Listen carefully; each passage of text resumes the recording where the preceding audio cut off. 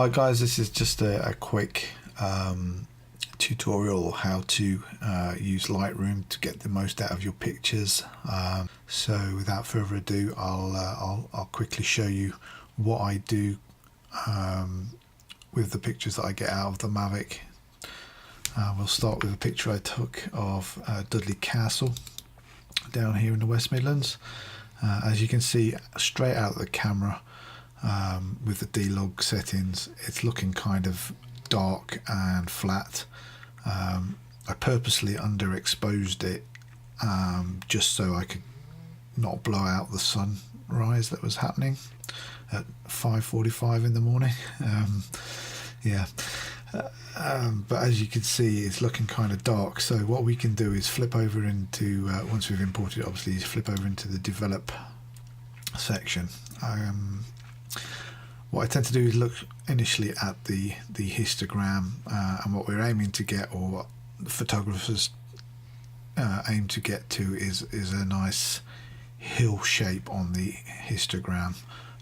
We don't want any blown out or too dark areas in the blacks. The histogram goes from dark on the left to white or light on the right, with your mid-tones there in the center.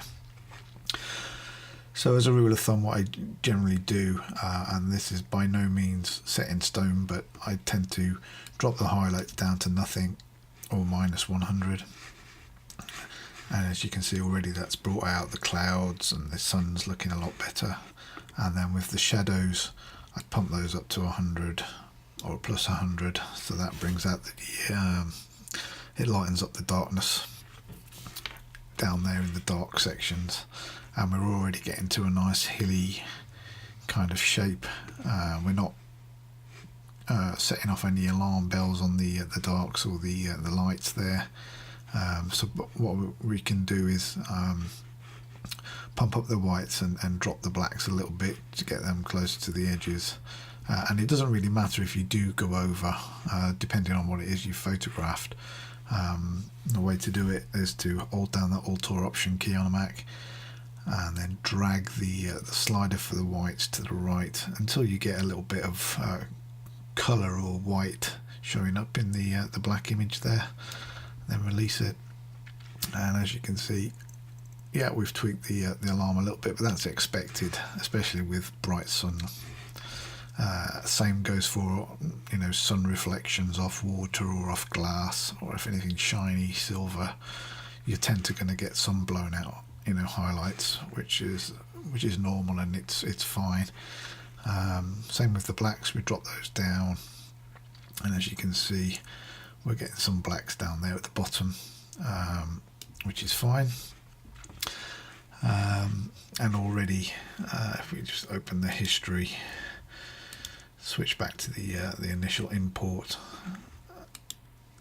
and we've already dramatically increased the detail in that picture. The trees are looking great, the sky, the clouds are looking great. Next step is to add some clarity and some colour into there. Let's pop those colours and see how we go from there. So what I tend to do with vibrance is I usually go around 60, +60 on the vibrance. We can come back and fix the histogram a little later on, because once you add vibrance, etc., you're going to blow out some of the whites, and the darks are going to get darker. I tend to add around 10 on the saturation. I never go more than +13 on the saturation. One thing I've noticed with the Mavic and D-Log is you tend to get a lot of purples going on and magentas in the sky. Why, I don't know, but we can fix that later on with the hue saturation, etc. Let's take a look at clarity. This is personal preference now. As you can see, move the clarity right down to -100, you get a mushy, dreamy effect, and go up you get a kind of stark contrast there. So I tend to get it to how start in the middle, and that's what it comes out of the camera. Pump it up, that looks quite exaggerated, and then I'll drop it down about a third of what I've just pumped it up, and I'm happy with that. That looks clear and everything looks in focus. It looks really good, so I'll leave it at that. Now the whites and the blacks I'll probably move again now just to get them back in, so you can use the sliders or you can just drag the histogram, which is a really great tool. Same with the blacks. I'll just get that down. Contrast, it's up to you. It's looking kind of grey and flat when it's around 0, so you know, let's get some darks in there. That looks good. Let's get those mid-tones more to the middle, and we'll pull the we can't move the highlights back any further because we've already gone -100. Likewise with the shadows, we can't pull those up, so we'll just pull the mid-tones more central. And we've kind of got our hill there. It's never going to be perfect. It all depends on what what you've got in the picture, but already that's looking markedly improved from the original, and I'm quite happy with that. Now the rest is obviously up to you on personal preference. What some people like to do is go into Photoshop and they like to split the picture. They take out the sky and they do a lot of adjustments on the sky and get that how they want, and then they do different adjustments on the other part of the image, and that's a good method, I suppose. Let's have a play with some hue and saturation. So the hues, purples, we can bring those back more towards blue in the sky, and it looks like magenta's doing the same up there, so we can pull those back. Yeah, you can also use this tool here to go and find something and grab it. You can see there's a little bit of noise going on in the clouds there because we're playing with the contrasts and the colours and pushing them to their limits. Saturation, let's get those greens looking good. There's a rule that I tend to use, and that is I pump it up until it looks kind of good, and then I'll drop it back to about a third of what I've pumped it up. So that was from 0 to 90, so a third of 90 is 30. Let's bring it back to 60, and we don't overdo anything doing that then. Again, all this is personal preference. Let's see what those yellows are going to do. They're going to exaggerate the greens, which are good. So that looks okay. The oranges, we can blast the sun, but if the sun in this picture is not the main subject, it's the castle. The reds, yeah, we don't want the reds to be pumping too much, so we'll pull those into the negative. And we've got the sky, that one's not doing it, so the blues, so we'll give it a little bit blue, that adds to the darkness of it. Looking good. I generally don't mess with split toning because that kind of messes with the highlights and the shadows and changes the colour of those, so I tend to leave those alone. If you ever want to get back to the default in Lightroom on any of the settings, you just double click on the slider and it'll drop it back to its default. Luminance, this is the brightness of the colours, so we can brighten those greens up. Again, my normal rule, I just went up to about 60, so I'll drop that back down to about 40. And the yellows, are fine, maybe just a little bit. Oranges, do we want darkness over there? No. But we don't want it to be too blown out either. So yeah, I think maybe minus.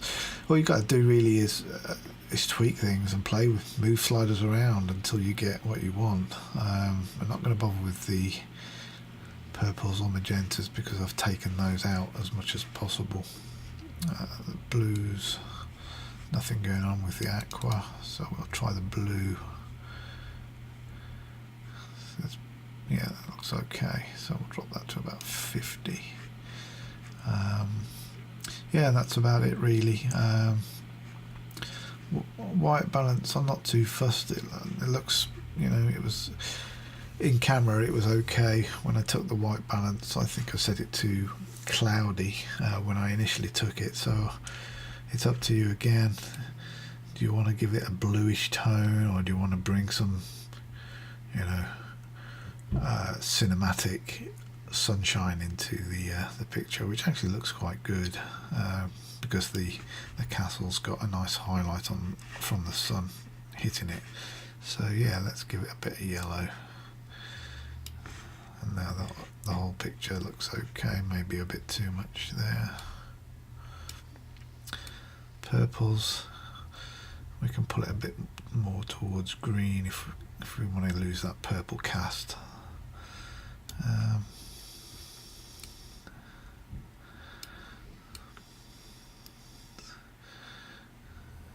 Yeah, there we go. So I'm happy with that. The only thing I'm not happy with in this picture, and that's purely because of the composition I took.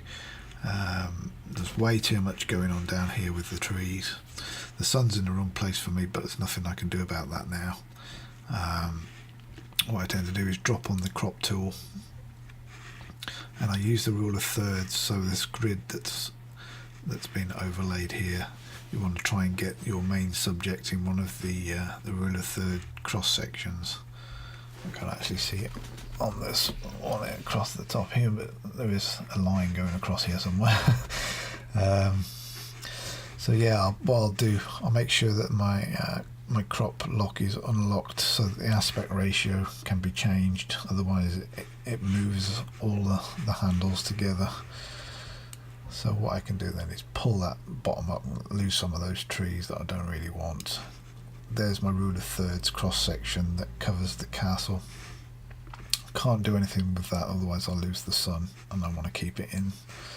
I might drop some of the clouds down. Let's pull that up a bit. So we've still got our castle on our cross section there. The sky, etc., is contained in the top third of the grid. Yeah, if we hit done now, that's looking kind of good. I could lose those things on the right, but I'm mindful of that there in the background, but I want to keep as well. So what I'll probably do instead is use this clone tool. Normally I wouldn't bother, but it's distracting. It draws the eye away from your subject, which you don't want to do. That's, you know, that's fine. We can hit the / key if we don't like the result, and keep doing that until, actually, yeah, that's on heel, so that's fine. Let's move it off, move the mouse down out of the screen, and you can see that looks fine now. That's kind of distracting there, so I might just nip that out, see what happens. Hit the / key until we get something that looks realistic, you know, not as distracting. There we go. So that looks fine. So I hit done. Yeah, straightening. Well, first of all, let's deal with sharpening. Let's get some things sharpened up. So what I again tend to do is hit it to about 120 on the sharpening.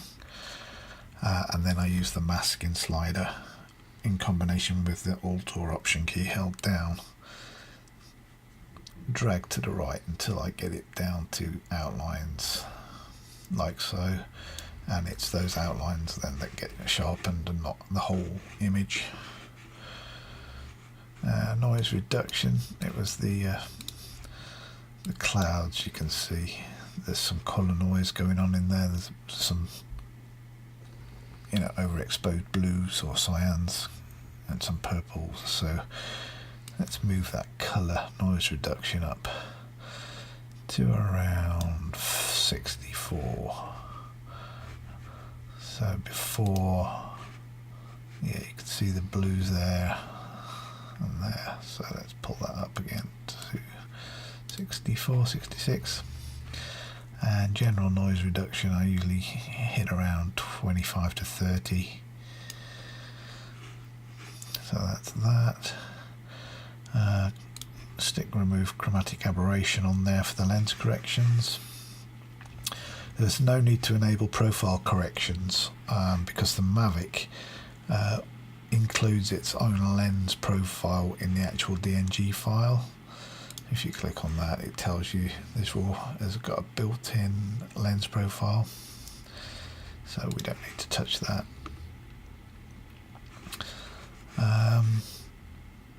This next step on getting the horizon straight, you can do that right at the beginning if you want to, before doing any of the other stuff that we've just done. I tend to click auto. I'll flick between auto and full to see if it looks okay. Auto looks fine to me. It's got the, you know, straightened it up a little bit. Occasionally I'll use guided, which allows you to draw vertical and horizontal lines so you can judge for yourself. Let's just try that for you now. So let's see if we can find something that we believe should be vertical. So you drag and hold and you'll see there's a line there. So that looks nowhere near vertical to me now. Maybe the castle should be leaning over, I don't know. And we'll do a horizontal one and you'll see actually looks okay. That's now straightened everything up. Yep, that looks decent. One final thing is the I tend to put a little bit of vignetting, so we'll drag that to the left. Way too much, and you don't want to overdo it because you don't want it to be, you don't want people to see the vignetting as such. So -9 looks okay. It just draws people's eye more to the subject, which is in the center. Yeah, that's about it. I'll just double check the histogram again. Let's give it a bit more on the whites. The blacks will just pull up slightly so we're out of the danger areas. As you can see, we've got a nice hill going on there that's close enough for me. The picture looks great. You'll just hit the L key a couple of times to go into lights out mode. Yeah, that looks great. That looks fine, and we're done. We'll just quickly jump back to the original and the finished article, and there we have it. I hope this helps you.